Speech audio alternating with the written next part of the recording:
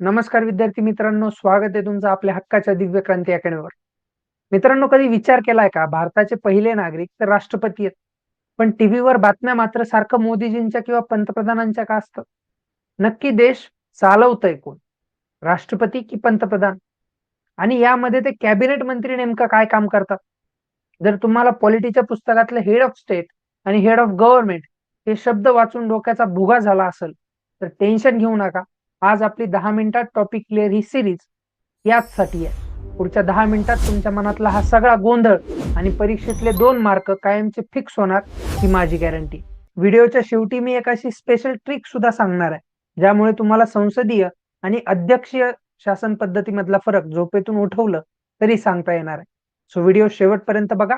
चला सुरू करूया. चला सोप्या भाषेत समजून घेऊया. समजा एक मोठं लग्न आहे.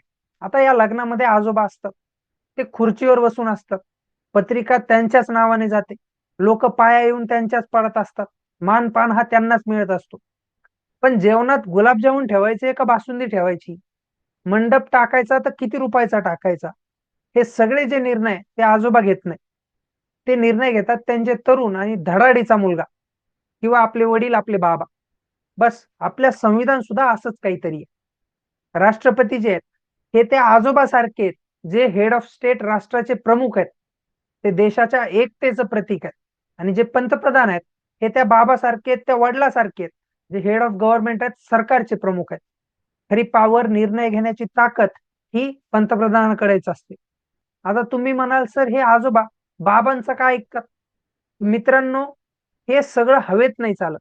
आपल्या संविधानाच्या कलम 74 आर्टिकल 74 मध्ये स्पष्ट लिहिलेलं आहे की राष्ट्रपतींना मदत आणि सल्ला देण्यासाठी एक मंत्रिमंडळ असेल आणि त्या मंत्रिमंडळाचे प्रमुख पंतप्रधान असतील.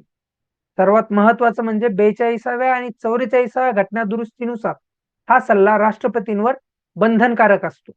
म्हणजे पंतप्रधानांनी जर सांगितलं हे बिल पास करायचंय, तर राष्ट्रपतींना सही त्याच्यावर करावीच लागते आणि यालाच खरं रिअल पॉवर असं म्हणलं जातं.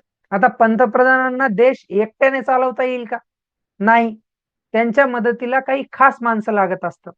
आता लग्नाचं उदाहरण बघा. आपले वडील जे आहेत, त्या वडिलांना मदत करायला काका असतात, मावशी असतात, मामा असतात. एकाकडे जेवणाची जबाबदारी असते, एकाकडे पाहुण्यांचा बंदोबस्त असतो. हे जे मुख्य लोक असतात त्यांनाच कॅबिनेट म्हणलं जातं. पण थांबा, इथे विद्यार्थ्यांचं खूप मोठं कन्फ्युजन होतं. तुम्ही बातम्यामध्ये ऐकलं असतं मंत्री परिषद, काउन्सिल ऑफ मिनिस्टर आणि मंत्रिमंडळ, कॅबिनेट, हे दोन्ही एकच आहेत का? तर बिलकुल नाही. हे दोन्ही वेगळ्या वेगळ्या गोष्टी आहेत. आता मंत्री परिषद जी आहे, काउन्सिल ऑफ मिनिस्टर जे आहे, ते एक मोठं वर्तुळ आहे. त्याच्यामध्ये 60 ते 70 मंत्री असतात. कॅबिनेट मंत्री, राज्यमंत्री, सगळे जे काही स्वतंत्र प्रभार ज्यांच्याकडे असतो ते सगळे. आणि जे मंत्रिमंडळ आहे हे त्या मोठ्या वर्तुळातलं आतलं एक छोटं वर्तुळ आहे आणि अतिशय पॉवरफुल वर्तुळ आहे. याच्यामध्ये फक्त 15 ते 20 मंत्री असतात. गृहमंत्री झालं, अर्थमंत्री झालं, यांच्यासारखं. आता सोप्या भाषेत बघत असताना काउन्सिल ऑफ मिनिस्टर ही संपूर्ण एक टीम आहे, तर कॅबिनेट ही त्या टीमची कोअर कमिटी आहे, ती रोजचे मोठे निर्णय घेत असते. आणि एक फॅक्ट लक्षात ठेवा, मूळ संविधानात कॅबिनेट हा शब्दच नव्हता. तो कलम 352 मध्ये नंतर ऍड केला गेला. अजून एक गमतीशीर कन्सेप्ट आहे, ती सुद्धा ऐका. आता ही पुस्तकात सापडत नाही. किचन कॅबिनेट असं या कन्सेप्टचं नाव आहे. हे संविधानात नाहीये, पण प्रत्यक्षामध्ये हे अस्तित्वात असतं. पंतप्रधानाचे असे 2-3 अतिशय जवळचे जे खास असतात, कधी कधी ते मंत्री सुद्धा नसतात, मित्र किंवा फॅमिली मेंबर असतात, त्यांच्यासोबत पंतप्रधान महत्वाच्या गोष्टींवर गुप्त चर्चा करतात. जसं की किचन मध्ये चर्चा करतो आपण, फक्त घरच्यांशीच गुपित बोलत असतो. तसंच हे इनर सर्कल असतं आणि त्यालाच किचन कॅबिनेट असं म्हणलं जातं. बघा मित्रांनो, डी ज्युअर, डी फॅक्टो असले शब्द वाचून भीती वाटत असते, पण संकल्पना जी आहे, कन्सेप्ट जे आहेत, ते आपल्या रोजच्या जगण्यातल्याच असतात आणि ती शोधून देण्याचं काम दिव्य क्रांती अकॅडमी करत आहे. तुमचा हा विश्वास आमची ताकद आहे. आता बरं मला एक सांगा, जर पंतप्रधानांनी उद्या राजीनामा दिला तर कॅबिनेटचं काय होईल?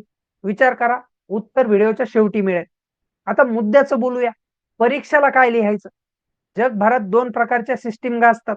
भारतामध्ये पार्लिमेंटरी सिस्टीम है ना, इथं पंतप्रधान जे आहे आणि त्यांचं कॅबिनेट संसदेला म्हणजे लोकसभेला जबाबदार असतं. जर संसदेचा विश्वास उडाला, नो कॉन्फिडन्स मोशन आलं, तर सरकार काय होतं? पडतं. इथं फ्युजन ऑफ पॉवर आहे. त्याच उलट अमेरिकेमध्ये प्रेसिडेन्शियल सिस्टीम आहे. तिथे ट्रम्प जे आहेत ते सुप्रीम असतात, ते कायदे मंडळाला जबाबदार नसतात, त्यांचा कार्यकाळ काय असतो, फिक्स असतो. तिथं राष्ट्रपती म्हणजे हेड ऑफ स्टेट आणि हेड ऑफ गव्हर्नमेंट दोन्ही राष्ट्रपतीच असतात. आता जाता जाता एक एक्स्ट्रा नॉलेजचा डोस देतो. आपण संसदीय पद्धत जी आहे ती ब्रिटन कडून घेतलेली आहे, पण त्यांच्याकडे एक शॅडो कॅबिनेट म्हणजे सावलीसारखं मंत्रिमंडळ सुद्धा असतं. म्हणजे तिथे विरोधी पक्ष सुद्धा त्यांचं एक कॅबिनेट तयार ठेवतो. जर उद्या सरकार पडलं तर विरोधी पक्षाची टीम लगेच राज्य करायला तयार असते. दुर्दैवाने भारतात अजून तशी शॅडो कॅबिनेटची पद्धत नाहीये. हा पॉइंट मेन्सच्या उत्तरामध्ये लिहायला खूप कामाचा आहे. त्याला आता वेळ आहे आपल्या एका मिनिटात क्विक रिव्हिजनची. हे सगळे जे मुद्दे आहेत ते डोक्यात फिट करून घेण्याची. आपण काय बघितलं, राष्ट्रपती बघितलं, हेड ऑफ स्टेट असतात, नाममात्र प्रमुख असतात. कलम 74 नुसार सल्ल्यानं वागणं राष्ट्रपतीला काय बंधनकारक आहे. पंतप्रधान जे आहेत ते वास्तविक प्रमुख असतात, हेड ऑफ गव्हर्नमेंट असतात, आणि जी रिअल पॉवर जी आहे ती सुद्धा पंतप्रधानांकडेच असते. Council of minister versus cabinet बघितलं. काउन्सिल म्हणजे मोठी टीम 60-70 लोकांची, आणि कॅबिनेट म्हणजे एक कोर कमिटी, कोर टीम त्या टीमची, ज्याच्यामध्ये 15 ते 20 सदस्य असतात. प्रणाली बघितली, भारतामध्ये संसदीय शासन प्रणाली आहे, पीएम पॉवरफुल असतो. अमेरिकेत अध्यक्षीय प्रणाली आहे, तिथं प्रेसिडेंट पॉवरफुल असतो. आणि मगाशीचा जो प्रश्न विचारला होता, जर पंतप्रधानांनी राजीनामा दिला किंवा त्यांचा जर मृत्यू झाला तर संपूर्ण मंत्रिमंडळ बरखास्त होतं का, तर याचं उत्तर आहे बरखास्त होतं.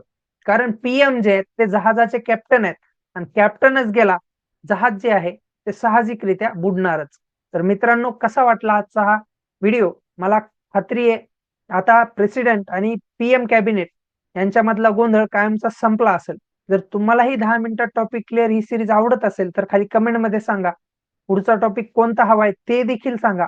अभ्यास करताना कधीही एकटं वाटलं तर आठवण ठेवा, दिव्यक्रांती अकॅडमी नेहमी तुमच्या सोबतीला आहे. लाईक करा, शेअर करा, आणि आपल्या दिव्यक्रांती अकॅडमीच्या चॅनलला सबस्क्राईब करायला विसरू नका. भेटूया पुढच्या व्हिडिओमध्ये एका नवीन टॉपिक सोबत. तोपर्यंत जय हिंद, जय महाराष्ट्र.